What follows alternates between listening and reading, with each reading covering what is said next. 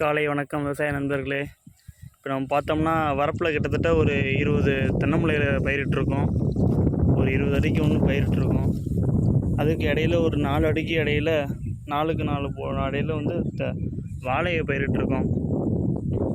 இதெல்லாம் எதுக்குன்னு பார்த்தீங்கன்னா, நம்மளோட இந்த சுத்தோட்டார் ஏரியாவில் பார்த்தீங்கன்னா இந்த சுற்றிலும் ஒரு குறிப்பிட்ட அளவுக்கு மரமே கிடையாது. இதனால் தான் தண்ணியோட வறட்சியும் கம்மியாக இருக்கும். நம்ம போரே பார்த்தீங்கன்னா எங்கெங்கே மரம் இருக்கோ அந்த ஏரியாலாம் தண்ணி இருக்குது. அந்த ஒரு நம்பிக்கையின் அடிப்படையில் தான் நீங்கள் மரத்தை நம்ம உண்டு பண்ணோம்னா கண்டிப்பாக கீழே தண்ணியோட அளவு பெருகும்.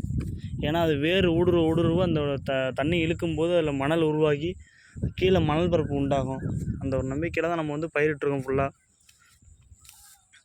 ஃபுல்லாக நம்ம வந்து 15 தென்னை மரம் விட்டுருக்கோம். இதுக்கு இடையில வந்து நம்ம வந்து என்ன பண்ண போகிறோம்னா, ஒரு 3 அடிக்கு இல்லை ஒரு 5 அடிக்கு இடையில வந்து ஒரு வேங்கையை நட போகிறோம். இதுக்கப்புறம் ஃபுல்லாக இங்கே பாருங்கள், இந்த பக்கம் ஃபுல்லாக பார்த்திங்கன்னா உப்பு தண்ணி வேறு. நம்ம உப்பு தண்ணியை மாற்றுறது வகையில் வந்து நம்ம வந்து இந்த மரத்தை வந்து பயிரிடுறோம். முடிஞ்ச அளவு எப்படி இருந்தாலும் உப்பு தண்ணி தென்னை மரத்தை போடுறதுனால கொஞ்சம் உப்பு தண்ணி கொஞ்சம் மாறுறதுக்கான வாய்ப்பு இருக்குது. இந்த உப்பு தண்ணியை வைக்கும்போது நம்ம இயற்கை விவசாயம் தான் பண்ணிகிட்ருக்கோம். இந்த சைடு பார்த்திங்கன்னா இந்த பக்கம் செயற்கை விவசாயம் பண்ணிகிட்ருக்கோம். செயற்கை விவசாயம் கூட ஓரளவு செயற்கை உரத்தை போடுறதுனால வந்துடுது. ஆனால் அந்த இயற்கை விவசாயம் பண்ணும்போது நம்ம பூங்காறு பயிரிட்டுருக்கோம். இது உப்பு தண்ணி வைக்கும் சுத்தமாக பார்த்திங்கன்னா எரிஞ்சு போன மாரி போய்டுது மக்களே. அதுக்கு வந்து நானும் எவ்வளவோ மருந்துகள் இயற்கையாக நம்ம ரெடி பண்ணி அடித்தேன். இருந்தாலும் நல்லா வருது. ஒரு சைடு பார்த்தா கொஞ்சம் நல்லா வந்துச்சு பச்சையாக. ஆனால் இன்னும் மேடு பகுதியிலலாம் வந்து எரிஞ்சு போயிடுது.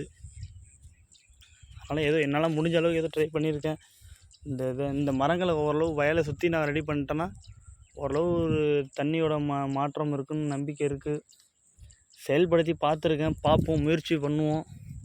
கண்டிப்பாக மாற்றத்தை உருவாக்குவோம்.